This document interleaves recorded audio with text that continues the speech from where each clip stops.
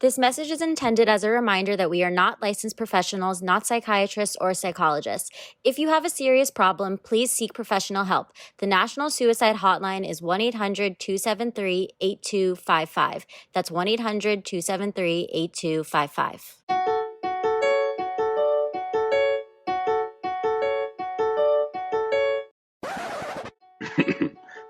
Mic check 1 2.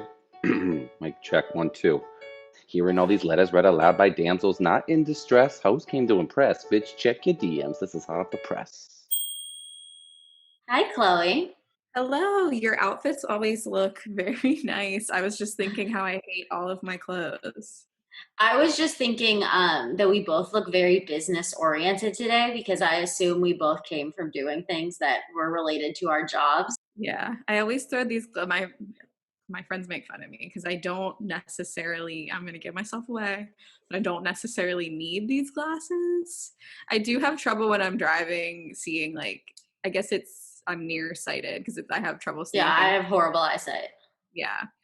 Well, a lot of my friends do too, and they they say that I'm an imposter because I throw these on, and they're very low prescription. But some days they make me feel better about myself. Okay, I wasn't necessarily big for makeup today, so that's why the glasses are on. I'm totally blind without contact lenses, so Really, I kind of hate you, but I'm 100% blind without contact lenses. There's a really funny photo of me where I was trying to help Brian move, but I had a Skype call before, and it was actually with Hannah, and I didn't have my contact lenses or my glasses. The only thing that I had were my prescription sunglasses. So I was just in the corner, fully in a house, not outside whatsoever, wearing my prescription sunglasses because that was the only thing that would allow me to see.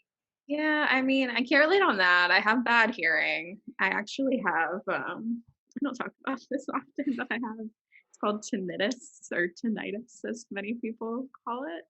And it's a small ringing in your ear. So that was bothersome for me. You've told me this before. Yeah. Yeah. But anyone that struggles with that, it's really hard. So message me. I'm always down for a support group on that. Okay, yeah, good for you, Chloe. You know who else has it is Gerard Butler. Wow, shoot your shot. I'm obsessed with. What if I messaged? What if I DM'd him? It's that's how I came onto him. I'm all about shooting your shot. The worst people can say is no. I too have tinnitus. Well, it's funny that I went to get drinks with Hannah, who we had on, Hannah Dickinson, when she was in LA, and she said that her and her friend were at a restaurant and saw him, and he had all these girls around him, and she's like, I don't know if I was making this up or not, but she felt like he kept looking at her and her friend, and then he needed more girls. He didn't have enough around him. Okay, well, because she looked it up and he had announced his separation the day before. I think he was with someone long term. Oh wow. So poor guy. This is the time to shoot my shot, and I believe he's probably close to 60. But you know what? It's never too late. It's never too late. So how are you? What have you been up to? Let me just tell you, and I would love some insight on this if anyone is listening and has some insight. I have been falling a lot. I just fall. And I think part of it is that I've been going on hikes more frequently. Yeah, don't come for me, Chloe. And I don't know if it's the rocks getting in my way or some dirty paths that, I'm tripping all over. But I had one particularly tragic fall that I didn't know at the time that I fell was a big deal. So I just went to sleep because I was ow, this hurt, but I don't have time to deal with this. So I'm going to go to bed. You fell and then just took a nap right there. No, I went to bed because I was on my way to bed and I fell. And then I woke up and had blood all over my face. And if you look at my lip, oh no. Yeah, I have lipstick on it, but my lip is thoroughly messed up and it hurts to eat. Or do anything. Yeah. So if anybody knows why somebody would increasingly fall, please let me know. Well, I'm not a doctor, but I would say maybe check that out. Thank you, Chloe. I feel we're all really publicly coming out with our ailments today. I admitted that I have tinnitus, and you're just talking about how you're falling all the time. So I don't know if we have any doctors listening. First of all, Please let us know what's wrong with us. great. First of all, if you're hot and single and a man, let me know, and then let us know what's wrong with us. Yeah. But what's going on with you, Chloe? Um, I am a little bit of a depresso espresso lately, and I don't know why. I think I am just, we talk about this a lot, but our personalities are very different, and that you are very patient and kind and all of those above things. And I have a million ideas a million times a day, and I just want things to go really, really fast. But yeah, I think I've just been feeling overwhelmed with several areas of my life, and that things aren't moving as fast as I want them to be. And I'm not getting to places where I want to be as fast. And I think the combination of that and waking up in my apartment every day with not a lot of places to go is not Yeah. helping. So yeah, I came here to say that with no positive thing to say after it. Like, I'm gonna do this, this, and this, but Yeah. I don't know, maybe I'll try meditating, or I'll just keep throwing stuff at the wall to see if it sticks. But No, and like get outside, like start switching up the environment. I know like things are more open in LA, so you could even like try working outside at like a coffee shop or something. I don't know if that's like an actual thing, but like even yeah, in a park or just like trying to switch up the environment. I know that like sometimes you need a monitor and everything, but even if like I don't know, there is some work that you can do just on your laptop, like just to try to like change where you are because I do feel like so many people right now in quarantine like are just getting so sick of the space that it's hard to like maintain your vision and like realize that you will come out of this whole time period and like just try not to be so hard on yourself for like not being exactly where you want to be where you are because I know that they talk about this a lot but like even this feeling right now of feeling like you're not where you are is part of your path and like feeling this way is a good thing because it's going to motivate you to get to where you want to be. And like if you were happy with where you are right now, like that would be the problem because then you can't progress. yeah, So just like remember that all of these things are helping you to get to where you want to be. it's a very good point. This is why I have you. But you're right. I mean, I think just getting outside is a good step. And I went on a walk today because my coworker was like, "You're just off. Like, go on a walk and get coffee." But then I put on my songs that make me cry playlist on Spotify because it's like, Don't. I know, but you know when you just are crying and you're like, "This is a good one. I'm gonna like ride it out for a little bit." Well, oh my God, I need to stop talking about this book, Defining Decades. But they have a girl on there who like was really attached to her iPod because she had playlists on there that allowed her to like feel all her feelings. And they were saying that like using that iPod was a crutch because she should be allowing herself to have all those feelings like in her daily life and express those feelings that she's having towards other people. Mhm. So I don't think you're using it as a crutch, but I'm just saying like you don't need your playlists to feel all your feelings. Well, speaking of someone who said that they've been doing their fair share of crying in quarantine, we have an amazing lady on today. So today we are here with Lili Michelle, who is a comedian, host of the Sad Tits podcast, and a professional tweeter. Yes, Hi. thanks for joining us, Lily. Thanks for having me. Of course. So you're in New York right now. Yes. And how has that been during the just during the pandemic for the comedy scene there? Tell us all about it. Okay, so it started March, and I was in New York from March until early May.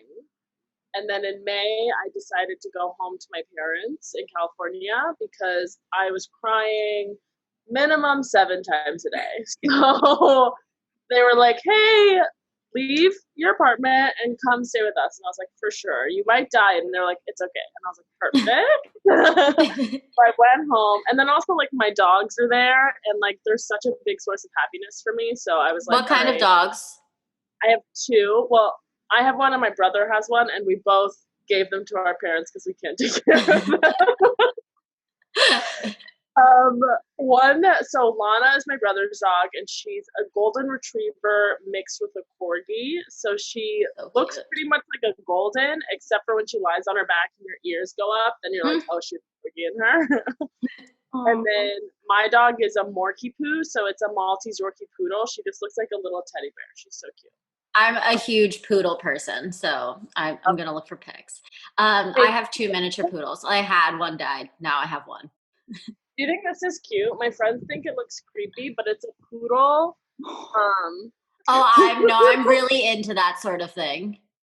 Hold on, let me show you. Wait, what is that? Is that like a thing to like put on papers or? No, it's just a little statue that I It's have. just the thing. It's literally my dog on a pillow. I love that. See, I love that.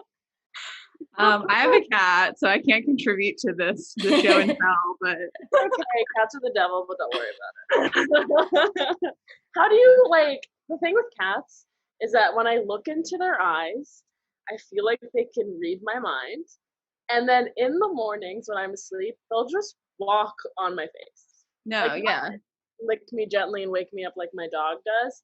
Just fully asshole on my face. It just, and you're okay with that, and you like that? I'm not saying I'm okay with it. I just love him. So he's like another toxic man in my life. But yeah, on the Zoom calls, like how you guys were just show and telling, like on the Zoom calls, his show and tell is like, hey, you guys want to like see my asshole? And my professional team is like, no, we're good. Thank you. How long have you had your cat? He's 7. I've had him 7 years. So he's around. I mean, I like, you know how all cat owners are like, they're just like dogs to like make up for them. I mean, he's not just like a dog, but he did grow up with a dog. So he is a little more friendly.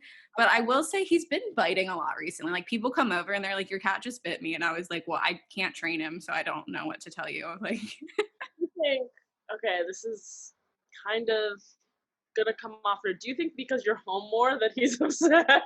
yeah, for sure. Like, I think he's like, what are you doing? Why are you crying and like watching Twilight again? Like, please get out of my face. Like, cats like really, I think dogs hate when you leave the house and cats love it. They're just like, bye. for sure. He knows something's up with me being around all the time. But yeah, I was just telling Lauren before you came on, I had a nice little depression cry earlier. And you said it was a little depressing for you and being in New York by yourself. Like, are you living by yourself or? Yeah, so before I went to my parents' place, I was living with these 2 guys and I had a windowless room and I would literally make my bed in the morning just fully crying. And I was like, it's okay, this is life. And then I came back and my parents were like, you need to move out. So now I live alone. But at the time, living with these 2 guys, and they would like cook dinner together, like listen to music together, watch movies together. And it was just like, and then I was there and I'd be like, hey guys, what's up? And they'd be like, hey. And I was like, cool, yeah, we're all we have right now. And this is really hurtful. Can I hug you? They were like, absolutely not. So they hated me so much, and I couldn't have tried harder with them. I was like, guys, I cleaned the entire apartment, and they like never noticed, didn't care. It was just, and that's probably why I love them so much. Yeah, I feel like that's why I lived with them for 7 years. I'll die for them, I'd kill. Oh my gosh, that's funny. Well, I was going to ask, so did you move to New York to kind of get more involved in the comedy scene? Because it's interesting that your parents are in California, but you decided to go to New York for... Yeah, so my parents are in Northern California. They're from Palo Alto. Iconically, Dana Donnelly and I went to the same high school, so... Oh, wow. We had her on. She was on one of our first episodes. I know. That's why I said it, because I knew you guys had an episode with her. But yeah, so we went to the same high school, and I actually went to college in New York. So I came here for NYU, and then kind of just stayed and been a living hell since. I'm saying it's been good and bad, and but it definitely like changes who you are as a comic. Because I feel like if you went to LA, you're a different kind of breed of comic. You're so funny and everything, but like you're a different breed, Yeah. I mean, can you talk about that a little bit more? Because it's interesting that like I'm in the comedy scene out here, but it just seems like New York is so much more massive and full of different opportunities for comedians. Yeah, New York, there's multiple scenes in the New York comedy scene, which is funny because it's like the alt scene is really big. And then the club scene in New York is divided based on the club that you're at the most. So like New York Comedy Club comics are different than Comedy Cellar comics and different than stand comics and stand up New York comics. Like they're all different. There's some overlap. There's also comics that do every club because they're so funny, like Joe List, Dan Soder, Jessica Kirson, Bonnie McFarlane. But it's like there is a scene at each club, and those are like the club comics. And then you come to like Brooklyn, and it's like the alt scene, and then the alt scene is divided on like what areas of Brooklyn. So there's like the Bushwick scene, the Williamsburg scene, the Bed-Stuy. Like there's so many, and again, there's crossover, but it's like so it's really big. And I think in order to be seen or noticed, you have to just do all of the scenes. Mm-hmm. Yeah. And is that what you felt like you were doing like before quarantine, just kind of like frequenting open mics or? Yeah, I mean, I've been doing mics for a while. I know I've been a part of a lot of different scenes in comedy because I used to live with a couple comics before I did comedy, and they kind of introduced me to some people, and so I know a lot of people in New York. I know a lot of comics in New York, and you know, mics everybody should do all the time. So I do them when I can, when I'm not doing shows and stuff. But you know, I think it's just going to everything that you can. Yeah. So are you doing the Zoom like mics at this point? I know. I'm not even like going near them. Well, I was just gonna say like the open mics go for like so long too in LA at least. Like it's just like 3 hours and then you get like 5 minutes at the end. Yeah. And I'm just like I wish I was more established. Yeah. You spend 2 hours at a mic for 3 minutes. Yeah, exactly. But yeah, no, I haven't touched the Zoom ones either. Is it just not like I just feel like what are you doing? Like what are you doing at this point? Like I've done outdoor comedy shows and they're great and they definitely scratch that itch of like I haven't done comedy in a while. But you're not working towards getting on one of like the Knitting Factory or Brown Privilege or any of these big shows. You're not working to send a tape to like you're basically doing it for yourself at that point. And it's like I'd rather be working on this is a great time to write. So let's all be writing. Like there's other things that you can do to improve your skills. So to me, it's like Zoom comedy is like I've done a couple of them and it's just not for me. I don't know. And that's how I felt about the podcast. And quite honestly, I'm sure Lauren, like you too, like if it were regular times, like I'm sure you had a lot of things going on with like your film and your short festival. So you were able to like be my co-host and do this. But I was like, this is something I've thought about doing for so long. And it's like, I might as well do it now while people are home. It's kind of easier too to get people like on Zoom to like do interviews. And it's not like, okay, tell me like 7 jokes in 5 minutes. Like, it's just like, just come on here and like, you can do kind of like a deeper dive into people's background, which is nice. That's the thing. Like, I think people now, instead of doing like comedy, they're doing podcasts, which is kind of cool. Yeah. It is cool.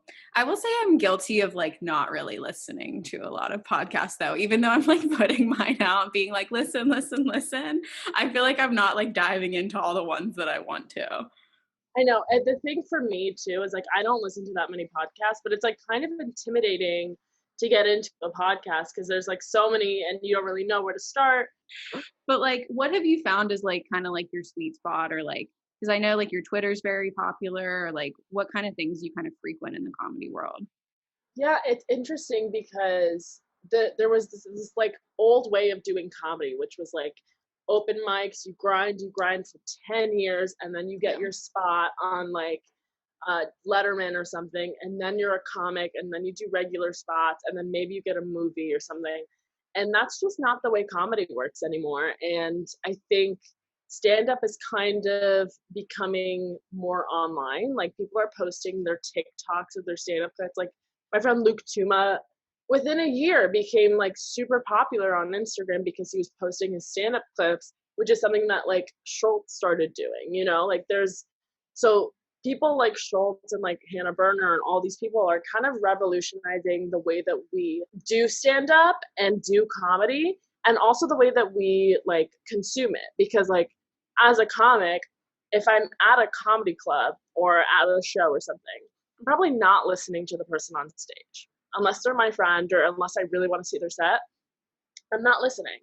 But if I come across your stand-up clip on like while I'm scrolling through TikTok, I'm gonna watch a little bit of it. Like you're much more engaged because it's in the palm of your hand rather than being like at a venue where you have 10 of your friends like right next to you and you're all just chatting. And for me, Twitter was kind of the way that I kind of like express myself. Like if I'm in a group of like 10 people, I'm not the loudest.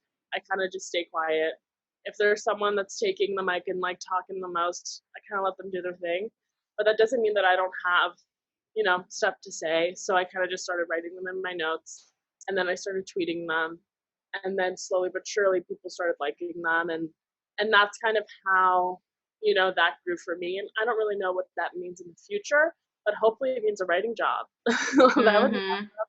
But I definitely don't know if I was telling you guys earlier that like I love my podcast, but at the same time I don't know if I'm a podcast person. I don't know if I'm a personality like that. I might just be a person that's behind the screen just like writing little funny jokes and letting someone else shine. Well, I feel like you get like so vulnerable in your tweets, and it's like interesting. We talk about this all the time since I'm like doing this and like being vulnerable with my dating life.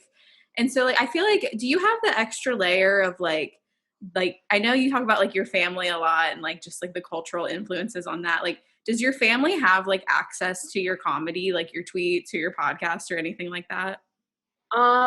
They definitely do. And my dad is in the tech world and knows how to Google, like it's not like, and it's not like they don't speak English. They're both very fluent. They came here for college. So it's kind of a don't ask, don't tell policy with my parents. And I'm really happy that we have that, because if they ever quoted one of my tweets or brought up something, I think I would be like so like upset, because I don't and I always tell them that like jokes are just jokes, like don't worry about stuff like that. But I also don't want them to know that I sucked my own tit at a party, like yeah.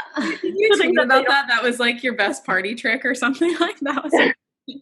I forgot that I did it.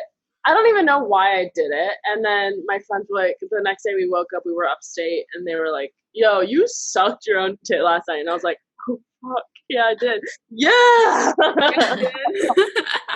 But my parents, so I used to have this clip of my stand-up online, and I have a couple incest jokes in there, and my parents found that clip, and they watched it. They decided to watch it together. They put it on the big screen and they watched it together, which is my true nightmare. And then after that moment, we got into a little bit of a fight, and I think that's when they realized, okay, like we can't like look at her comedy.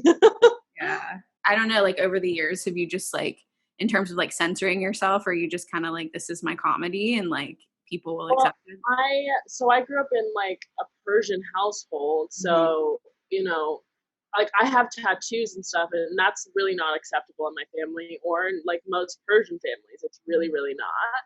So I think once I broke that barrier, I was just like, oh, I don't give a shit anymore. And so I kind of just like let go of that, because I was like, you know what, if you truly love me and care about me, then that wouldn't be something that bothered you. And I've had multiple guys not be kind of like uninterested, or I had one guy, like the toxic guy that I always tweet about. He is also a comic, and he's like, people know that it's about me, like when you say, and it's like, well, stop being toxic. Like, I don't know how to tell you that. I'm literally like telling you to stop being toxic. But he would call me, and like it was a very abusive relationship, and he would like yell at me a lot. And he was like, oh, take that fucking tweet down. Like, and it was just like, you know what? Like, I'd rather have, like Twitter and like the people that I can talk to and the way that I can like vent and stuff, rather than this asshole guy that's gonna fucking treat me like shit no matter what I do. So I can like, if it's gotten 44 retweets, it's not getting taken down. It's already on a roll right now. I'm sorry. Yeah, it's just like fucking ridiculous that like they're so fragile that like if I'm not adding anybody in my tweets, I'm not attacking anybody in my tweets. It's literally about me most of the time. And if I'm talking about a toxic guy and you're like, oh shit, that's about me, instead of calling me and being even more toxic, why don't you just take a moment and be like, oh, maybe I upset the person that I'm dating. Maybe I should, backtrack a little bit and like think about my actions instead of fucking attacking me for something, being like, you know, like he's cheated on me, or he dated another girl while we were dating, or he left me for someone 15 years younger than him, you know, like he would just get so mad over things that it's like, well, you're toxic. I don't know how else to tell you this. Yeah. Yeah. Like, you won't go to therapy, so here's your therapy. You need to look at your actions. Like, comment and understand that you're the problem. exactly. Well, because you also had the tweet that was like, being a Muslim who drinks, like, and like with a dad who golfs on Sundays, like relationship. Yeah. I was wondering, have you watched Rami? Oh yeah, I love Rami. He's someone that's always been great to me, and like, yeah, that's a great show. I love that show, and you know, it's very. I've cried a lot while watching Rami because of how similar it is to my life. So Yeah.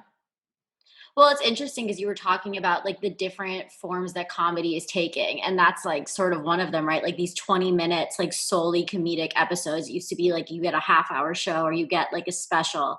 And now you have like the 20-minute episodes. And I was just thinking like how great of a way to like bridge the cultural barriers that we haven't talked about, like with comedy and talking about it in like this modern dating world that we have today. yeah, it's interesting because like dating for. I was talking to my friend about this today because she like went on a date with a Pakistani guy, and like things were a little bit like, not, she's white and she wasn't kind of used to it, or like she was like, he was kind of awkward, and I'm like, you have to understand that like as a brown person, we didn't get to date like you guys got to date. I didn't get a first kiss when I was 12 because I was told that was wrong. I didn't get to have like a fake boyfriend where I'd go to the movies and both of our parents would be there and it would be supervised. That was never on the table for me. So I didn't actually date until I was like 21, 22. And that's only because I left my home. So like dating for me was never like something I was comfortable with. And I think a lot of people that grew up in like a third world household, even though they're in America, it's hard for us because we're, you know, going to school with all these kids that get to do whatever the fuck that they want, but we don't. We have to go home, we have to do things, we have to be at home on Fridays, we have to, you know, like, you know, our families are really the central point, and our childhood and those experiences are not. So having, you know, trying to balance that was always very difficult.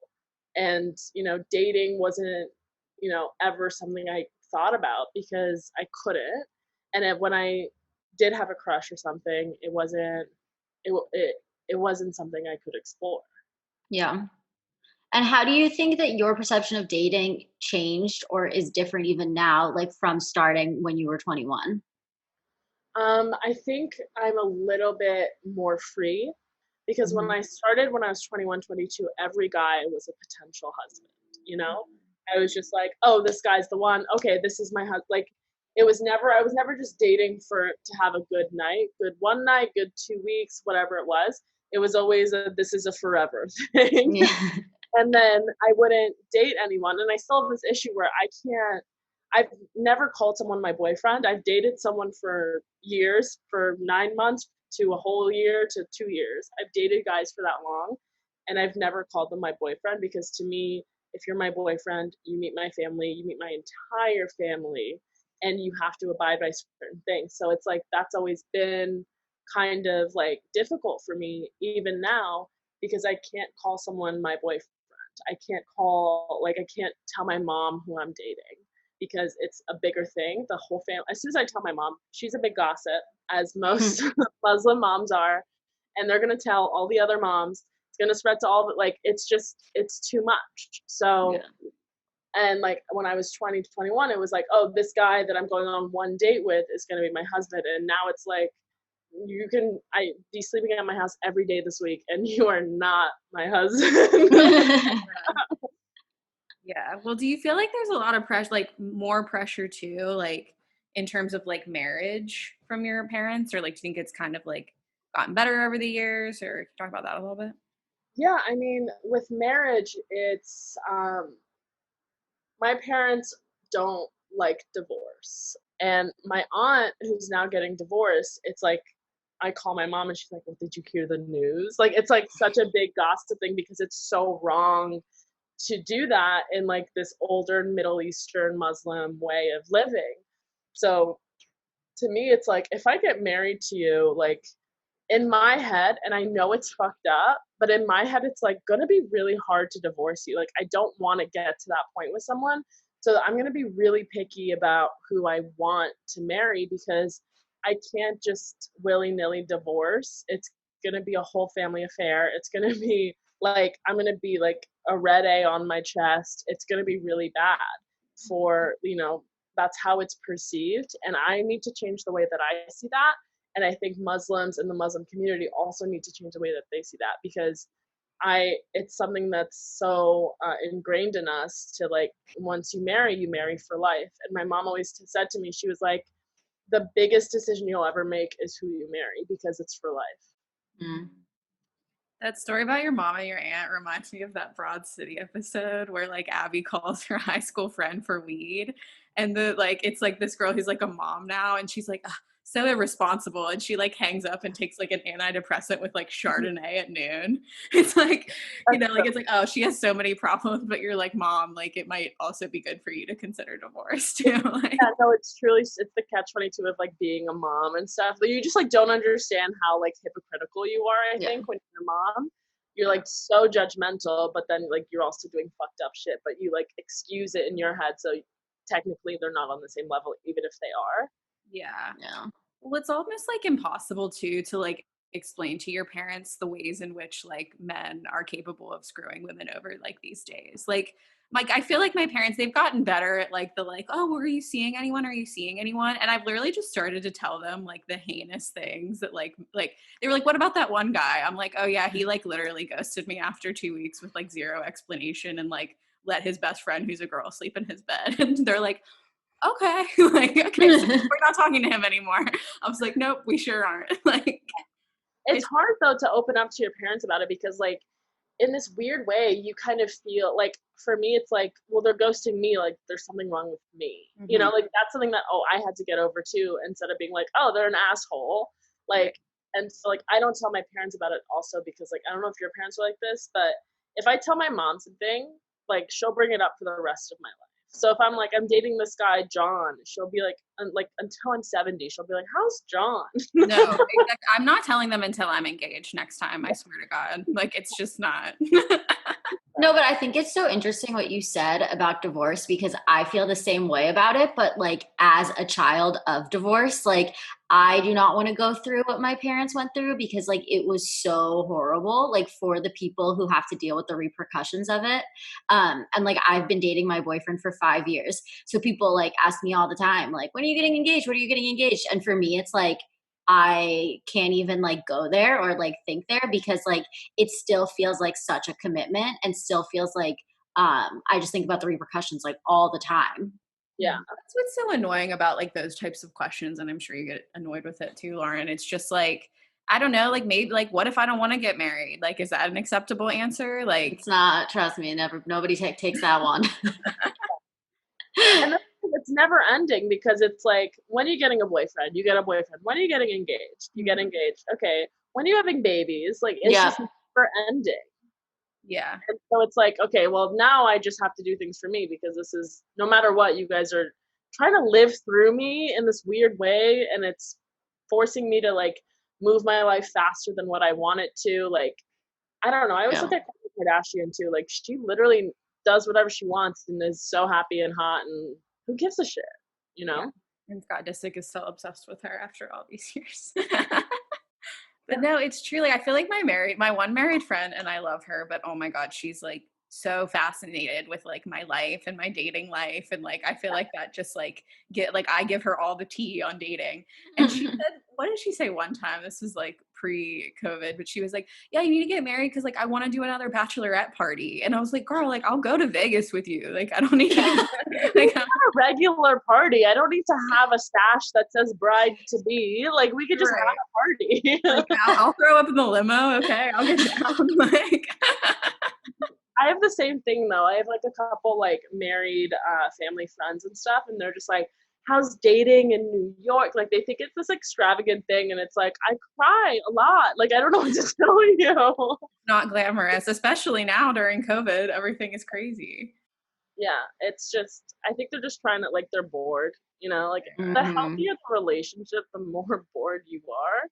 And it's just, I think they're bored, and they love whoever they're with, but they just want the excitement to be like, oh, okay, and then they're like, okay, I'm good.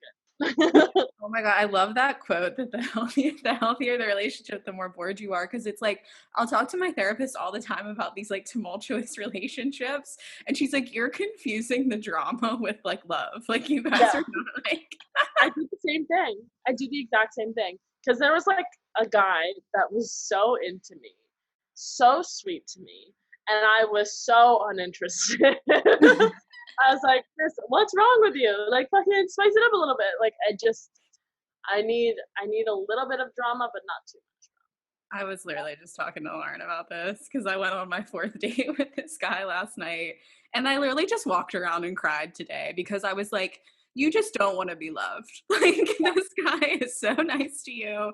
He's checking all the boxes, and like, it's still not good enough for you. But like, it's just not like a spark. Like, you can't like force that. And it's like, I'm 29 now. I've waited long enough. Like, I actually want to be like interested in the person that I'm with. Like, I don't want to settle.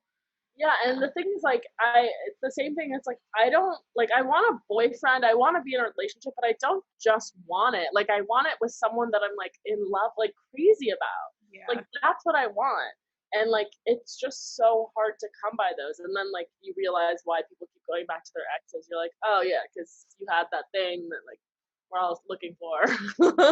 Okay, this all being said though, I just finished reading Defining Decades, which is all about like, I think I talked about this, but like finding your path in your 20s and like making sure that the people that you're dating are like worth your time and like to not waste your time on people who you could never see yourself with because like you should be like taking things seriously in your 20s. Like don't waste them basically so that you're more prepared when you get into your 30s. So the thing that they said that was most important in like a partner was compatibility, which led me to think about like all of the boyfriends I had growing up because I was like a massive serial dater and how I was just like not compatible with them. And it was literally like just to have a boyfriend.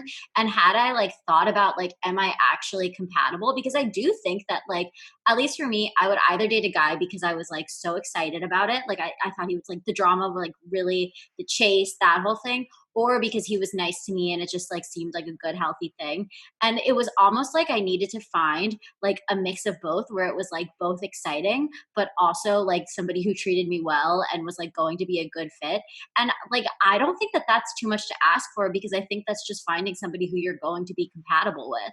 And like, yeah, it's hard, but like through dating all of the horrible people that you will inevitably date, you're just like learning more about yourself and learning more about what's going to be good for you to get you to the place where you find somebody who you'll be compatible with. Mm-hmm.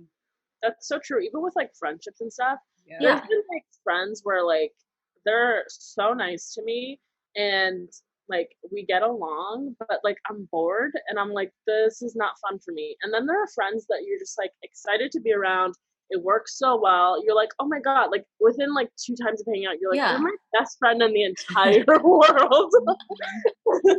And I think it's just like you need to find that like perfect like mixture of like not only compatibility, I can't even speak compatibility, but like just like the excitement and the same interests and like I don't know. It's just like there's so many different factors to it, and it's like I don't want to waste my time with someone who isn't giving me those things. But at Yeah. the same time, if I'm fooled by it and the excitement of it, like I'll waste fucking 3 years of my life. Yeah.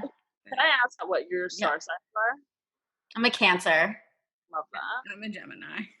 Oh, I knew it. How did you know? Tell me how you knew. I don't know. I just felt it. What are you? I'm a Taurus, but I am on the cusp of Aries Taurus, so I'm more Taurus than Aries. I'm a Taurus cocktail with a little bit of Aries sprinkled. I love that. That's nice. Well, Geminis get bad raps, but I feel like Taurus does too, doesn't it? I've never heard that. Oh, is that like that's I think Aries gets a bad rap. I hear that all the time. Aries and Gemini, And Scorpios get the worst reps. I thought I heard someone say like never trust a Taurus man. Oh, well, the men are different. Okay. Yeah. Yeah, that's true. Yeah. Scorpios, like all my friends end up being Scorpios, but anytime I've dated a Scorpio, it never ends well. I can't date a Pisces man. Really? Why? We're just so different. And it's so funny too, because like, I don't know, I feel like your stuff gets curated on like what you Google, but like I think I came across something on Instagram and it was like Gemini, like tag like the worst partner you've ever had, or like write the worst partner you've ever had. And all these Gemini women are like Pisces, Pisces, Pisces. And I was like, yeah, Pisces. Like I can't deal. I used like my dad's an Aquarius and we get along so well, but every time I've like hung out with an Aquarius guy, I'm like, get the fuck away from me. Aren't they supposed to be like more chill? Or They're just kind of aloof and they do their own thing. They're just like, to me, they're the most selfish sign. yeah. No, actually, Aries are the most. I don't vibe with Aries men that well. Yeah. The toxic guy was an Aries. There you go. It's Okay. the ego on Aries men. That's what gets me. Oh, yeah. It's so bad. It's literally the worst. But Chloe, how interesting of you to pose the question, is the problem me? Because our letter writer happens to be asking the same exact question. She does, and that's a great transition, Lauren. Yes. Dear damsels, I've dated a lot of guys that would vanish all of a sudden. We would have amazing romantic dates, we get along great, we have tons of things in common, same values, etc. And I'm thinking, okay, this is good, we're going in the right direction. And all of a sudden they vanish. What happened? Is it me? It must be me. Do you have answers to this phenomenon? Sincerely, is the problem me? Answer is, it's not you, it's the way that you're communicating. You are too available. You need to leave them on read for 24 hours at a time. Like just randomly, like be responding, like kind of like the way that they fucking treat us. Like respond a bunch, and then you can read the response, and then just not respond. And don't apologize for not responding. Just respond like you normally would. And then they're like, oh, where is she? Like you can't respond or pick up every phone call. You can't do that. If you are too available to them, they'll get bored really, really fast. See, that's usually easy for me, except for when I really like someone. But then at that point, it's funny, I saw this TikTok the other day, and this girl got a Snapchat, and she had like an Excel document of like what she's gonna do every day to ghost this guy. She's like, don't respond for 6 hours, do this, and then like she has like repeat like twice a day or something like that. But like I do like if I like someone and I'm excited to see their text, because we've all been there, I am very cognizant about like how long it took them to respond to me, how much effort they're putting into this text. It's too obvious when you calculate it like that. Like, I mean, it is, and that's why it never works out for me when I really like someone. But the thing is that like you have to, you know how like when you don't like a guy, for some reason they're obsessed with you. Yep. Because there's that energy that you're putting out. You're like, I don't care. Like you can come, you can leave. I don't care. You have to have that even if you like a guy. It's that's my biggest dating tip. I love that. Yeah. You can't care. You have to like just respond when you feel like it. If you really like in the moment have something funny to say, write it in your notes, and then you can like literally the more time you take to respond, not only will it make them more interested in you, but you'll respond with the perfect text because you'll have waited. It would have been on your mind. Then you're like, oh, that's exactly how I'll respond to it. It works like a charm. It's insane. Like the guy that I wasn't into, like he was cute and like we had fun, but like I would forget to like text him back and he would bring it up all the time. He was like, yeah, you always forget to respond to me. And I'm like, oh yeah, sorry. Like it's just like whatever. And then that just like made them more interested. Yeah. But like if you're just like immediately or like they let's say waited 3 minutes and then you wait 3 minutes, like it's too obvious. Lauren, I feel like you had more to say. No, I just like this letter a lot personally. One, I think it's that I'm like sick of talking about the dating apps, and this is something that I heavily relate to. So it just felt good to get this letter. No, I just totally agree. Like being hard to get is the number one best thing that you can be doing because like you said, treat men like the way they treat us. And I have definitely been overly obsessed in the past, and it never ended well for me. I mean, yeah, guys, but like, I say this all the time. I agree with all this advice, and it's very easy in the beginning, But it sounds like this girl had like, she goes on dates and it's like progressing well. And you have to admit it's different to see your phone light up with someone that you're like, have been on a few dates with and are vibing with. Because I have 10 million hobbies and 10 million things going on, but like a man will still come in and fuck up my day like every now and then. Yeah, for sure. Yeah. If I get a text from him and I'm obsessed with him, it'll make my day go from a 7 to an 11. You know, like your brain is like down the side. You were like cranky like all morning, and then you're like, oh, never mind, I'm in a great mood. Your roommates are like, what's happening? Literally, but it's being able to control the way you respond. It's also like, be super fun on the dates, be yourself. Clearly you're great on dates since they keep asking out on dates. The thing that you're messing up on, the person in this letter is clearly talking about like the stuff that's happening outside. You're liking every Instagram post. You're watching their stories too fast. How about you don't watch their stories for a day? Mm-hmm. See what that does. Because I have a lot of guy friends, like single, straight men, guy friends, and they're the same as us. So they will freak out if their crush doesn't like their story. They will freak out if you don't respond right away. Let them freak out. Let them realize that they like you. Because if you're too, like, if you're always there for them, they're not even going to know that they like you. Even if you know that they're perfect for you, it's just not going to work out that way. Yeah. And if you're psycho like me and their Instagram is public, you can get on Stories IG to watch. So you can see what the content is without showing She got that tip from Dana. Thank you, Dana. I got that from Dana. Wait, what is it? Stories IG watch? Don't even girl. Just get on Google and say watch stories anonymously, and you've got a whole plethora of ways to view stories. Like, perfect, do that. And like pretend that you're never on your phone. And like I started actually, because I was like too obsessed with my phone when quarantine started. I will leave my house without my phone all the time now. Unless I'm meeting up with people and like need to be like, hey, I'm here, where are you? Like I don't leave the house with my phone because it's like I'm always on it. It's always there. And then if someone needs to text me, they can text me and I'll respond when I can. Like my friend Gabby is so fun, but she's bad at texting. But it doesn't matter because she's so fun, you know? So she'll put her phone in her bag and like won't look at it for hours and then look at it and like respond to some people and then put it back. Like it's like be casual with your phone. I think changing the way that you have a relationship with your phone will change the way that you have relationships with other people. And I think that that's the takeaway. That's good advice. And I go back and forth and be interested to hear your guys' thoughts. Like there's also that advice of like, don't put all your eggs in one basket. And if you really like someone, like try to talk to other people. That never really works for me because it's like I feel like I'm forcing myself to talk to these guys on dating apps where I'm just like not having the best connection with them.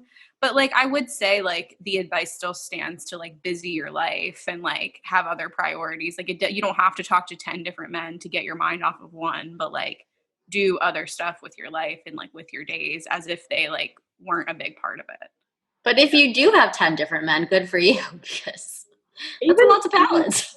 Even have 2 guys. Just have like something that you have a lot of attention towards as well, so that you're not.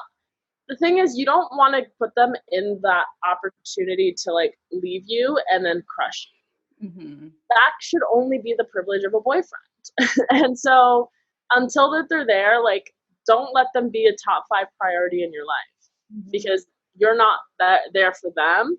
And so what's the point? You know, like you're hurting yourself at that. And it's like your life was fine before. Like remember that, and it's gonna be fine if they leave too. And remember how every guy sucks. I know. I just got this book.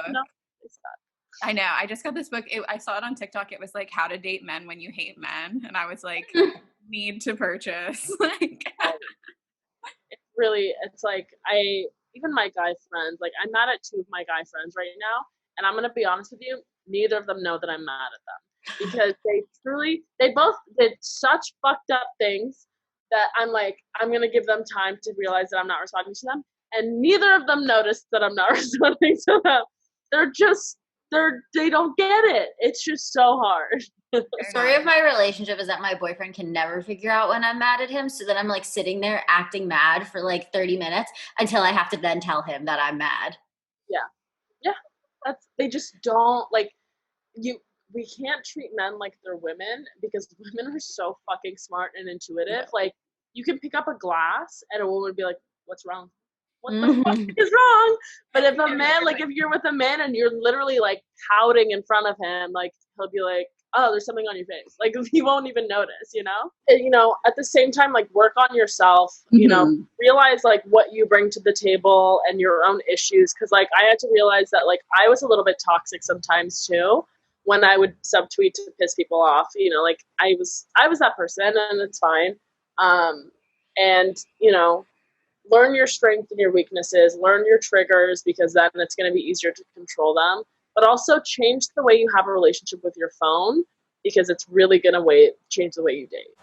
That's great advice. I feel like it wrapped it up perfectly. Yeah, seriously. Well, Lili, it was awesome having you. Do you want to tell people where they can find you? Yeah, you can follow me at Lils Michelle, Lils Michelle, and my podcast is called Sad Tits. Awesome. Thank you so much for coming on. Thank you guys for having me. This was so fun. That was just a fun conversation. I told you were going to feel better after we did this. And do you feel better? Yes, we love Lili. I do feel better. You were right, because it is nice. I mean, first of all, it's just nice getting on to talk to you every week. And then when we have someone that is like contributes such a good vibe to the conversation, is very nice. Go check out Lili's Twitter, guys. She's amazing. Go check out mine if you want some good content every few weeks. And don't check out mine, but write us the damn letters. All right, guys. Well, thank you for tuning in, and we'll see you next week. It's going down in the DMs. Bye. Bye.